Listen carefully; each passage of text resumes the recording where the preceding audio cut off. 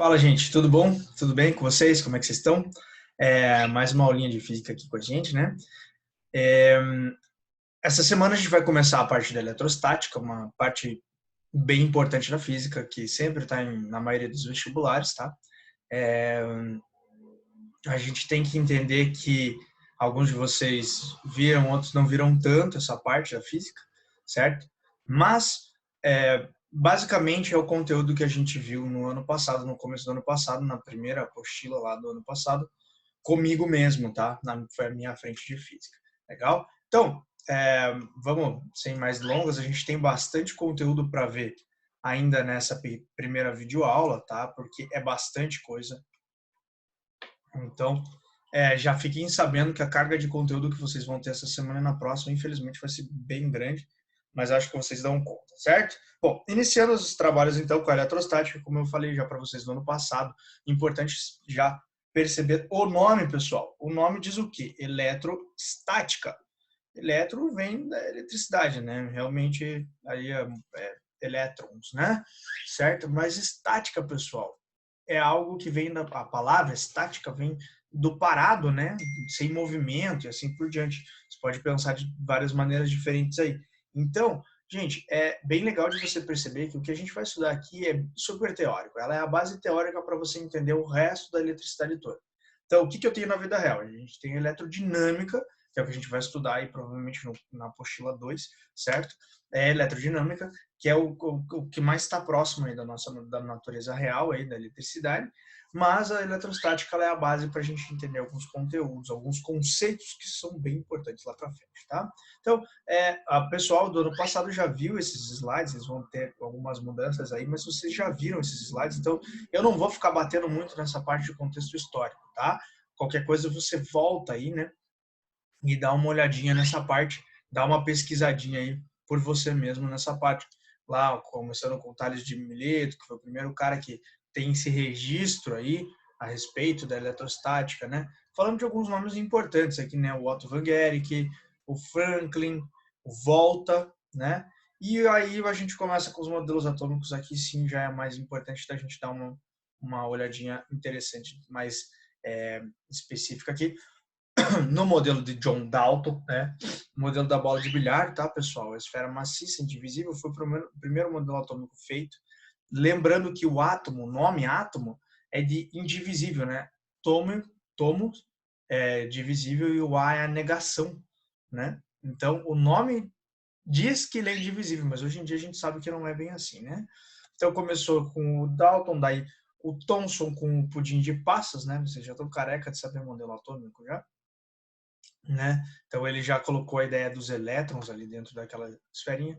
O modelo de Rutherford-Bohr, que para a gente, pessoal, é o modelo que a gente vai utilizar bastante na eletrostática, tá?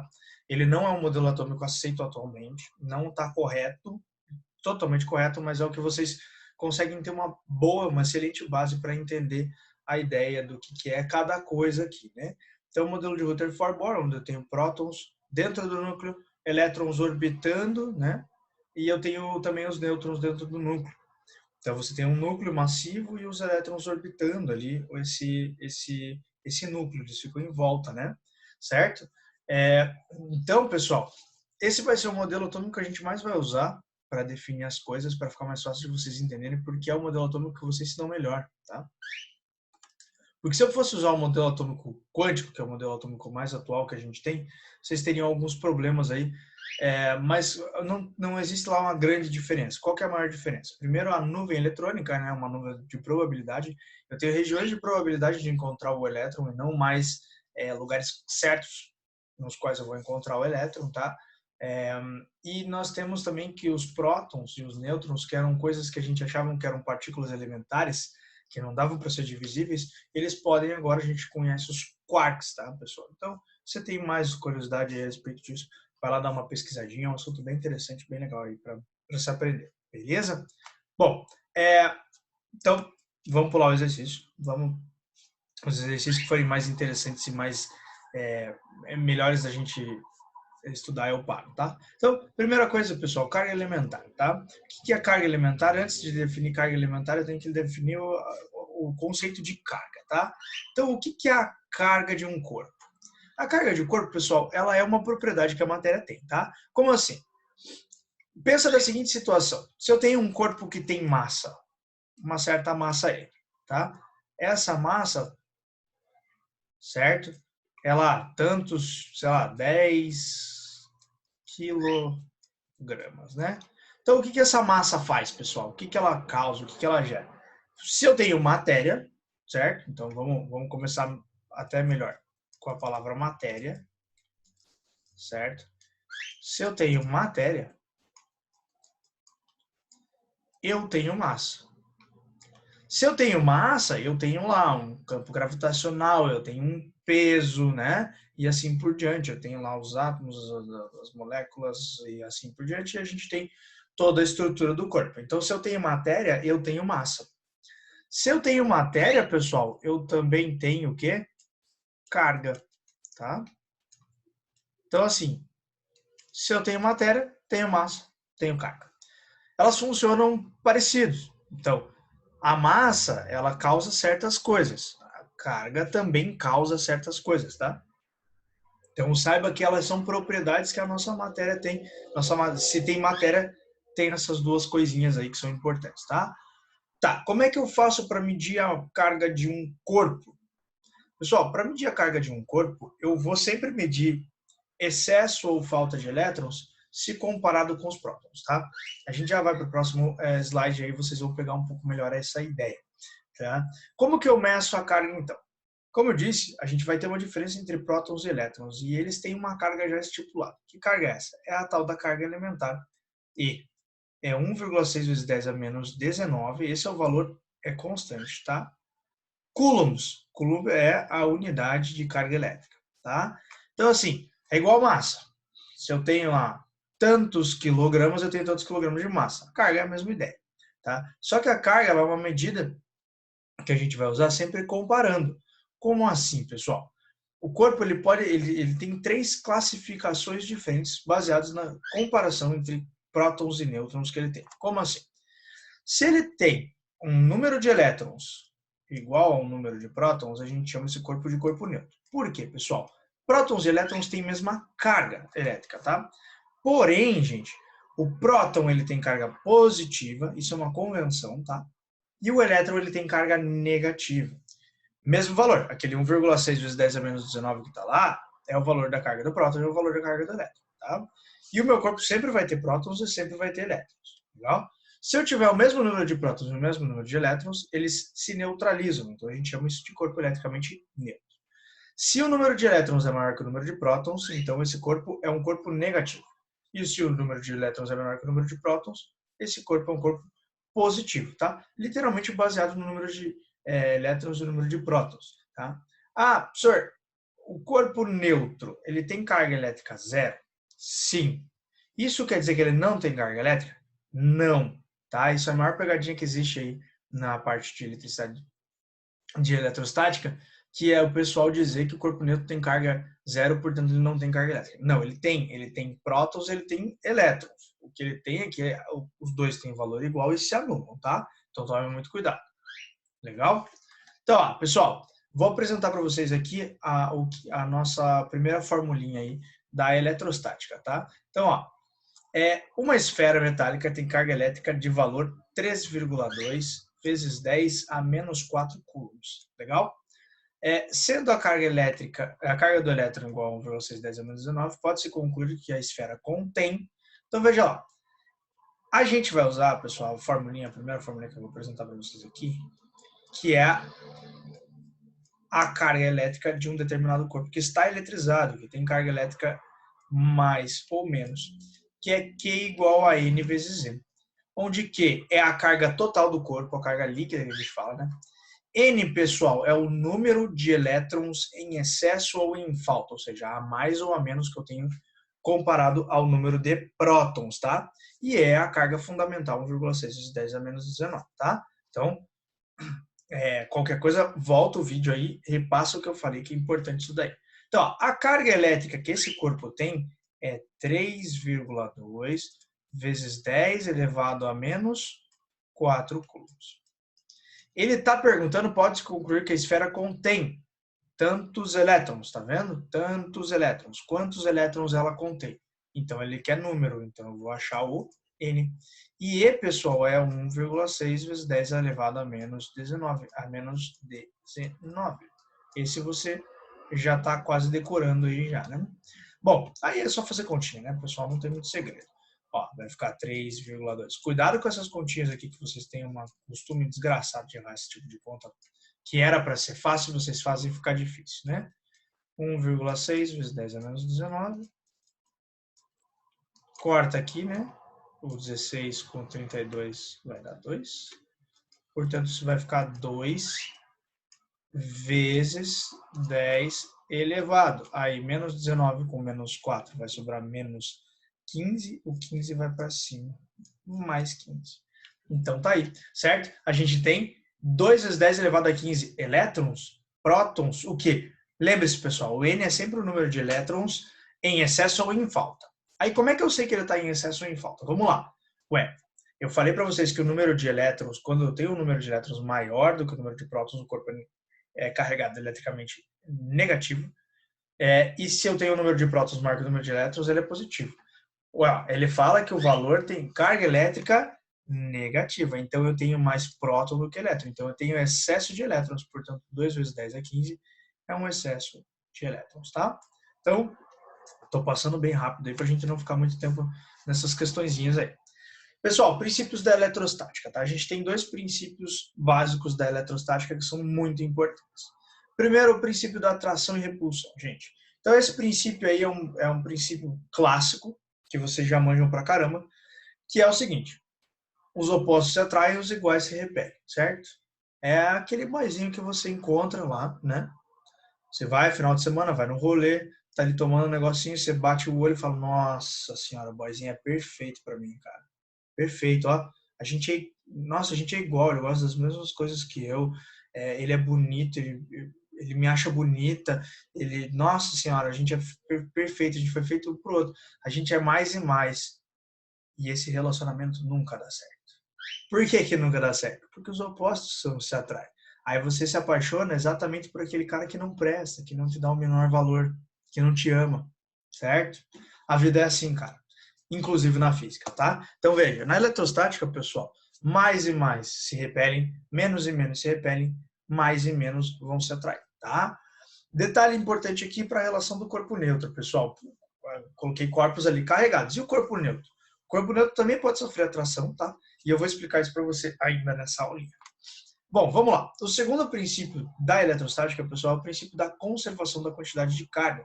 Ou seja, o que eu tenho de carga antes vai ser igual ao que eu tenho de carga depois. Sempre. Então, vamos pegar esse quadro aqui, que vocês já conhecem, e imagine a seguinte situação.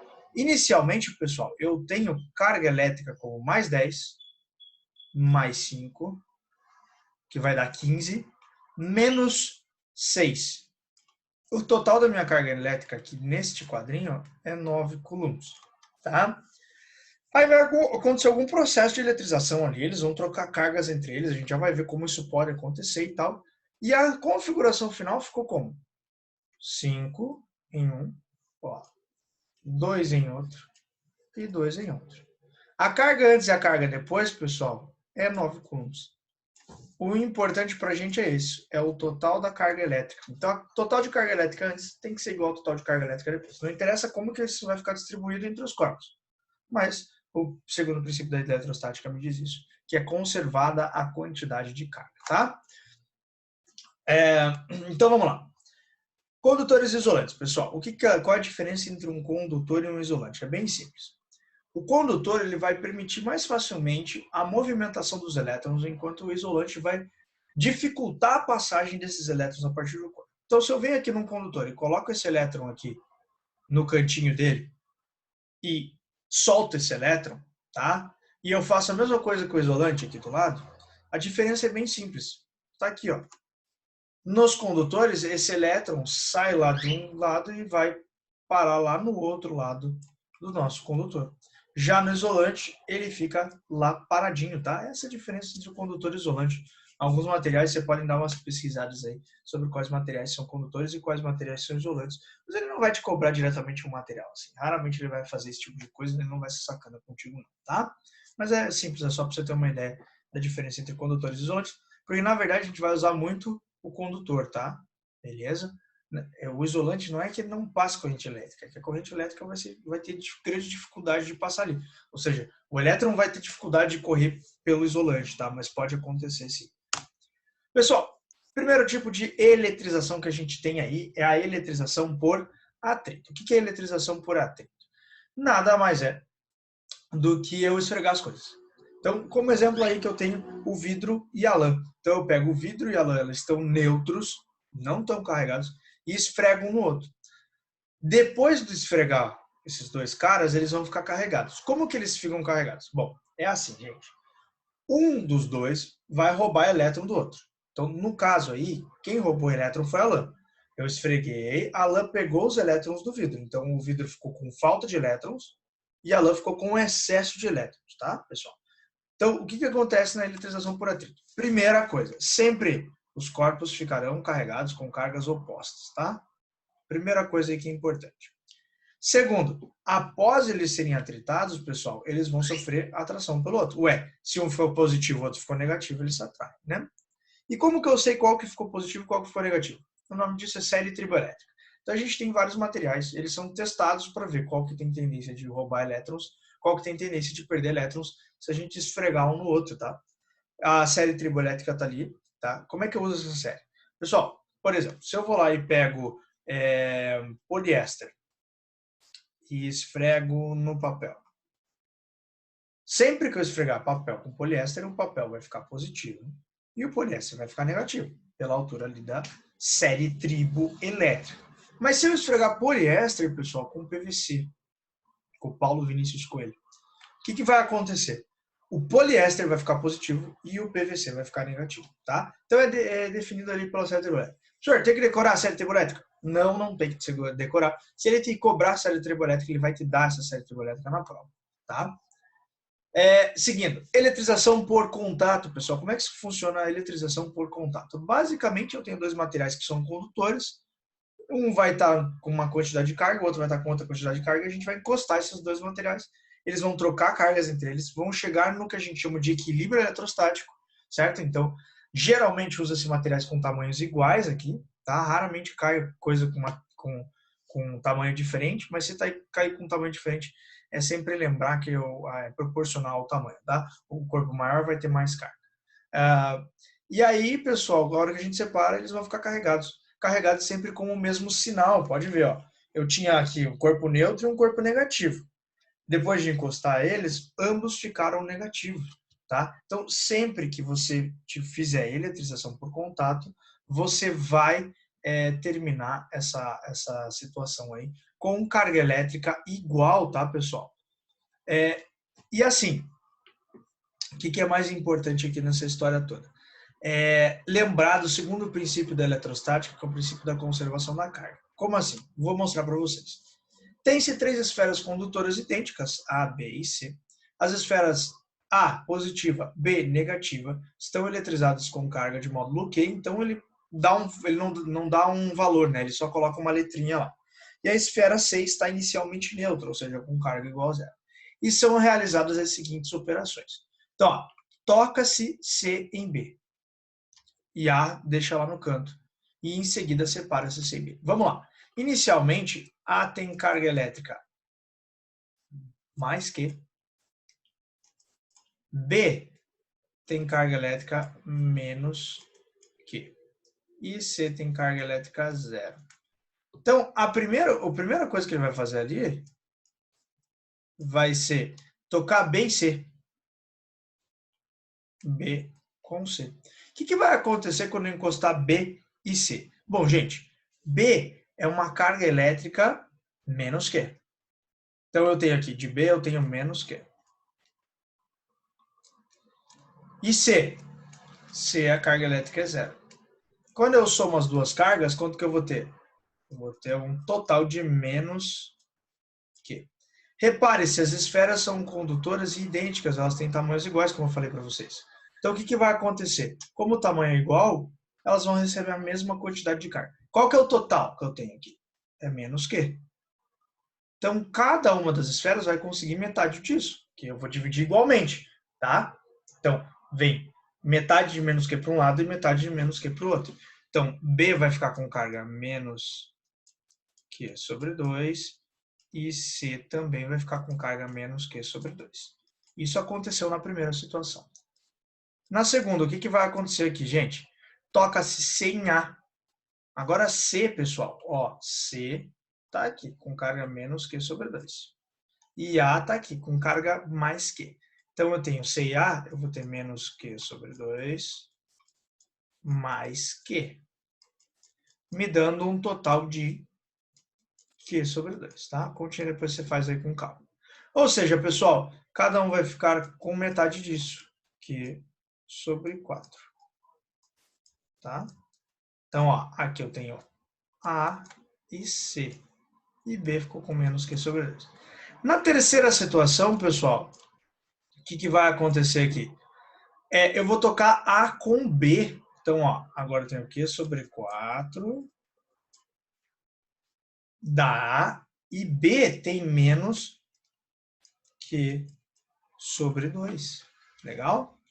A soma disso, pessoal, quanto que vai dar lá? Ó, mínimo múltiplo comum. Ali vai dar 4. 4 por 4, Q menos 4 por 2, 2Q. Subtraindo aqui vai dar menos Q sobre 4. Legal? Isso aqui é o total, só que, ó, não se esqueça, vai metade para cada um, né? Então, menos Q sobre 8 e menos Q sobre 8. Essa foi entre A e B. Ele quer saber a carga final de A, menos Q sobre 8. Tá? Então, a ideia de princípio da eletrostática aqui, ele vai entrar nessa ideia de eletrização por contato, tá? Façam bastante exercícios dessas de eletrização por contato, que eles são costumeiros de aparecer aí. A última, pessoal, situação é a eletrização por indução. Então, o que é indução? Imagine a seguinte situação, gente. Eu tenho um corpo A que está eletricamente neutro. Ele tem cargas positivas iguais às cargas negativas. E um corpo B que está com excesso de cargas positivas. Ele tem falta de elétrons, tá? Eu chego com esse corpo B próximo, eu não encosto, repare, isso é importante. Eu não encosto o corpo B no corpo A, tá? E ele gera uma indução eletrostática. Por quê? Porque o corpo B tem excesso de cargas positivas, então ele vai atrair as cargas negativas do corpo A para um lado e repelir as cargas positivas para o outro, tá certo? Gerando o que a gente chama de indução eletrostática, tá? O que isso vai gerar, pessoal? Como é que eu faço uma eletrização por indução? Eletrizar por indução, pessoal, nada mais é do que a gente aterrar esse objeto que eu quero eletrizar. Como assim aterrar esse objeto? Basicamente, pessoal, eu vou prender ele na Terra. Tá? A Terra é um corpo que vai tentar sempre neutralizar esse determinado corpo. Então, ó, eu aterrei lá o corpo B, a Terra, e cheguei com o corpo B neutro, né? 3 cargas positivas, 3 cargas negativas, e cheguei com o corpo A eletricamente positivo. O que a Terra faz nessa situação? Ela está ligada no corpo B pelo fio, tá? O que ela vai fazer? Ela vai olhar lá para o corpo A, gente. O corpo A é o corpo eletrizado. Ele que vai me dizer o que vai acontecer. Como ele está carregado positivamente, o que o positivo faz? Ele atrai elétrons, certo? Então, o que a Terra vai fazer? A Terra vai olhar para o corpo B aqui e vai falar, tem um positivo ali. Se tem um positivo, eu vou jogar elétron para esse cara. Certo? E aí o que ela faz? Ela joga elétrons para o corpo B, porque ela está aterrada ao corpo B, não ao corpo A. Legal? Ela vai jogar mais elétrons. O corpo B, por sua vez, vai ficar com mais elétrons do que prótons. Aí você vem aqui e corta o fio que está aterrando. O corpo B vai ficar com excesso de elétrons, ficando carregado eletricamente negativamente. Ah, professor, e se o corpo A fosse negativo? Ué, a Terra ia ver um monte de elétron, ela ia puxar os elétrons do corpo B para ela, tá vendo? A gente sempre movimenta elétron, pessoal, não próton, tá? O próton ele fica paradinho porque ele está dentro do núcleo. A gente não pode tirar ele de lá. Então a gente sempre vai movimentar os elétrons. Nem vou parar muito tempo para explicar a eletrização por indução para a aula não ficar muito cheia, mas só para deixar claro aqui, a gente tem duas situações aqui que a indução ela ajuda a gente a perceber que é a eletrização do pêndulo eletrostático e do eletroscópio de folhas, tá? Depois dei uma pesquisadinha de como funciona cada um desses caras, Mas é a eletrização por indução que faz objetos neutros sofrerem atração. Lembra lá no começo, ó, vou até voltar aqui. Lembra lá no começo que eu falei que o objeto neutro pode sofrer atração? Pessoal, ele pode sofrer atração por causa da indução eletrostática, tá? Então, o que a indução eletrostática ela faz? Como fica uma diferença de distância no corpo A? Aqui, ó, eu tenho essa distância aqui, ó. Eu tenho mais próximos cargas negativas das positivas. A minha força de atração, tá? Ela vai ser maior. Eu vou chamar de FAT, do que a minha força de repulsão, que eu vou chamar de FR, tá? Então, a força de atração, FA só, ela vai ser maior que a força de repulsão, pelo fato de que as cargas elétricas negativas estão mais próximas das positivas do que as positivas estão das positivas, tá? Essa distância ela vai ser importante para a gente, vocês já vão ver isso. E aí a atração acaba sendo maior que a repulsão, a força resultante acaba sendo uma força de atração. Então esse corpo neutro vai sempre ser atraído por um corpo carregado, tá?